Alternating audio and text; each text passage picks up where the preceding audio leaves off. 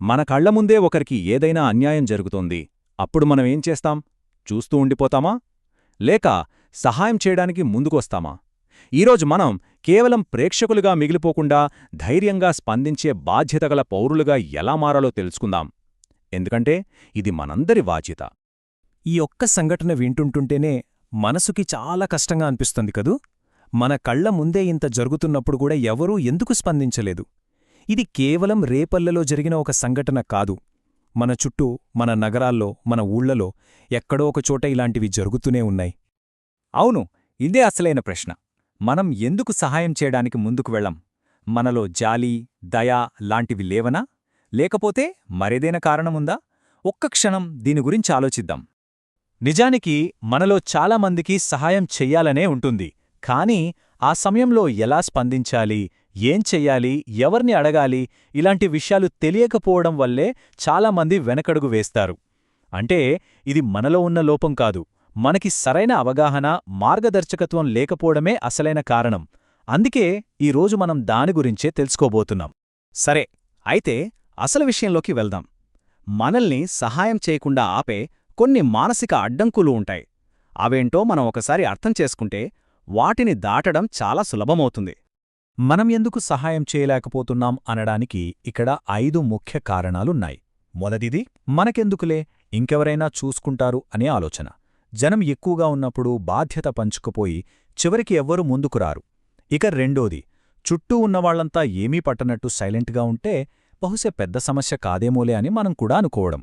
మూడోది, మనం జోక్యం చేసుకుంటే అందరూ మనల్నే వింతగా చూస్తారేమో అన్న భయం. నాలుగోది, చాలా ముఖ్యమైంది, అసలు ఏం చేసి సహాయం చేయాలో తెలియకపోవడం. ఇక చివరిది, ఏవైనా చట్టపరమైన చిక్కులు వస్తాయేమోనన్న భయం. అయితే ఇక్కడొక మంచి విషయమేంటంటే, రీసెర్చ్ ప్రకారం ఈ విషయంపై కేవలం 1 గంట, 2 గంటల చిన్నపాటి శిక్షణ తీసుకుంటే చాలు, సహాయం చేసేవారి సంఖ్య అమాంతం పెరిగిపోతుంది. చూడండి, శిక్షణ లేనివారిలో 54% మంది సహాయం చేయడానికి ముందుకొస్తే, అదే శిక్షణ పొందిన వారిలో ఏకంగా 70% మంది ముందుకొస్తున్నారు. అంటే ఇది మనం నేర్చుకుని మార్చుకోగల విషయమే. సరే, ఇప్పుడు అసలు పరిష్కారం వైపోద్దాం. ఈ 5 డీలు ఎవరైనా సరే చాలా సులభంగా గుర్తుంచుకుని తమని తాము ప్రమాదంలోకి నెట్టుకోకుండా సురక్షితంగా ఉపయోగించగల ఒక అద్భుతమైన టూల్ కిట్. ఇవే ఆ 5 శక్తివంతమైన పద్ధతులు. మొదటిది డైరెక్ట్, అంటే నేరుగా జోక్యం చేసుకోవడం. రెండోది డిస్ట్రాక్ట్, అంటే దృష్టి మరల్చడం. మూడోది డెలిగేట్, అంటే ఇతరుల సహాయం కోరడం. నాలుగోది డాక్యుమెంట్, అంటే ఆధారాలు సేకరించడం. ఇంకా ఐదోది డిలే, అంటే కేవలం అక్కడే ఉండటం. ఇప్పుడు ఒక్కోదాని గురించి వివరంగా చూద్దాం. మొదటిది డైరెక్ట్, అంటే ఏంటిది అని గట్టిగా అడగడం, లేదా బాధితుడి దగ్గరికి వెళ్ళి మీరు బాగానే ఉన్నారా అని పలకరించడం. కానీ ఒక్క విషయం గుర్తుంచుకోవాలి, మీ భద్రత అన్నింటికన్నా ముఖ్యం. పరిస్థితి ఏమాత్రం ప్రమాదకరంగా అనిపించినా సరే ఈ పద్ధతిని వాడొద్దు.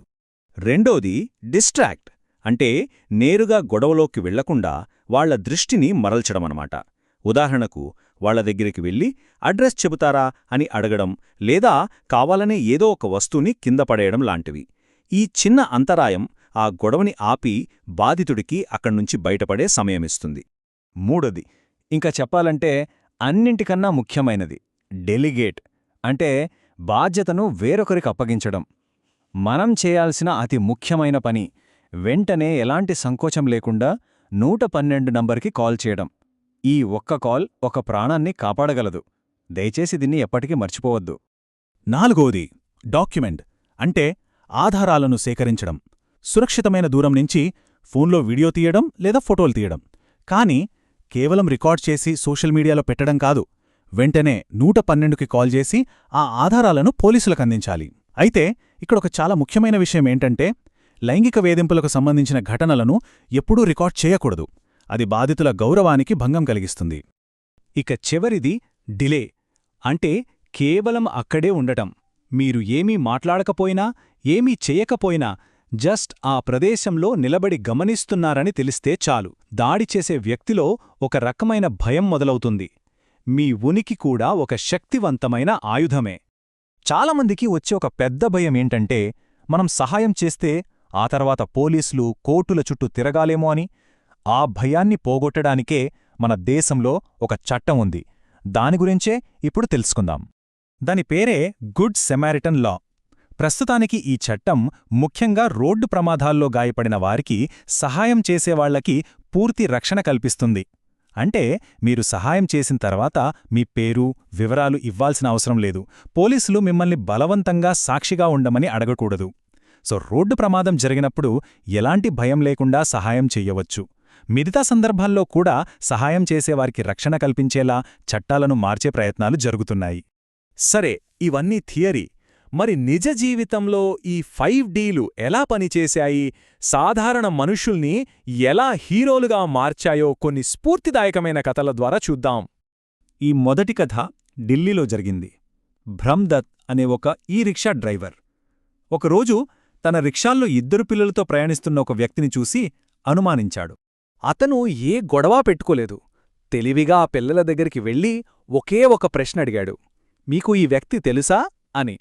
పిల్లలు తెలియదు అని తల ఊపగానే వెంటనే అతను దగ్గర్లోని ట్రాఫిక్ పోలీసులకు చెప్పాడు. చూశారా, ఆ ఒక్క చిన్న ప్రశ్నతో కిడ్నాప్ అవుతున్న 2 పిల్లలు సురక్షితంగా బయటపడ్డారు. ఇదే డైరెక్ట్ పద్ధతి యొక్క గొప్పతనం. ఇక రెండో కథ మన హైదరాబాద్లోనే జరిగింది. ఒక కాలనీలో అందరూ చూస్తుండగానే ఒక వ్యక్తి కత్తితో ఒక మహిళపై దాడి చేశాడు. అది చూసిన చుట్టుపక్కల వాళ్లు భయపడి పారిపోలేదు. వెంటనే అందరూ ఒక్కటయ్యారు. కొందరు ధైర్యంగా దాడి చేస్తున్న వ్యక్తిని అడ్డుకుంటే, మరికొందరు గాయపడిన మహిళకు సహాయం చేశారు. వాళ్ళందరి ధైర్యం చూసి దాడి చేసిన వ్యక్తి పారిపోయాడు. వాళ్ళు ఆ తర్వాత ఏమన్నారో చూడండి. ఒక మహిళను హింస నుండి కాపాడటం మా బాధ్యత. ఇది డెలిగేట్ మరియు డైరెక్ట్ పద్ధతుల కలయిక. ఈ చివరి కథ మనమందరికీ గుర్తుండిపోయే 26/11 ముంబై తాజ్ హోటల్ దాడుల సమయంలో జరిగింది. అప్పుడు కేవలం 24 ఏళ్ల అమ్మాయి మల్లికా జగద్ ఒక బ్యాంక్వెట్ మేనేజర్. ఆమె హీరోయిజం గురించి ఇప్పుడు తెలుసుకుందాం. ఉగ్రవాదులు హోటల్లోకి దూరి కాల్పులు జరుపుతుంటే ఆ భయానక పరిస్థితుల్లో కూడా కేవలం 24 ఏళ్ల మల్లిక భయపడలేదు. వెంటనే నాయకత్వం తీసుకుంది. డైరెక్ట్ పద్ధతిని ఉపయోగించి అతిథులందర్నీ టేబుల్స్ కింద దాక్కోమని ఆదేశించింది. డెలిగేట్ పద్ధతితో తన సిబ్బందికి పనులు అప్పగించింది. ఇక డిలే పద్ధతిని పాటిస్తూ గంటల తరబడి 60 మంది అతిథులను సురక్షితంగా దాచి వాళ్ల ప్రాణాలను కాపాడింది. ఆమె ధైర్యం నిజంగా మనందరికీ ఆదర్శం. ఒక గొప్ప మాట ఉంది, ఒక్క ప్రాణాన్ని కాపాడినవాడు ప్రపంచం మొత్తాన్ని కాపాడినట్లే అని. ఈ కథలన్నీ మనకు చెప్పేది కూడా అదే. మనం చేసే ఒక చిన్న సహాయం కూడా ఒకరి జీవితంలో చాలా పెద్ద మార్పును తీసుకురాగలదు. మన హీరోలవ్వాల్సిన అవసరం లేదు, కేవలం బాధ్యతగల పౌరులుగా ఉంటే చాలు. ఇప్పుడు ప్రశ్న మనకి, తదుపరిసారి మన కళ్లముందు ఏదైనా తప్పు జరుగుతుంటే మనమేం చేస్తాం? కేవలం చూస్తూ ఉండిపోతామా, లేక చైతన్యవంతమైన పౌరులుగా స్పందిస్తామా? ఈ విశ్లేషణను మనకందించిన శ్రీనివాస్ మాధవ్ మరియు 51 ABI ఫౌండేషన్కు మన కృతజ్ఞతలు. ఆలోచించండి, ఆచరించండి. ఎందుకంటే మార్పు మనతోనే మొదలవ్వాలి.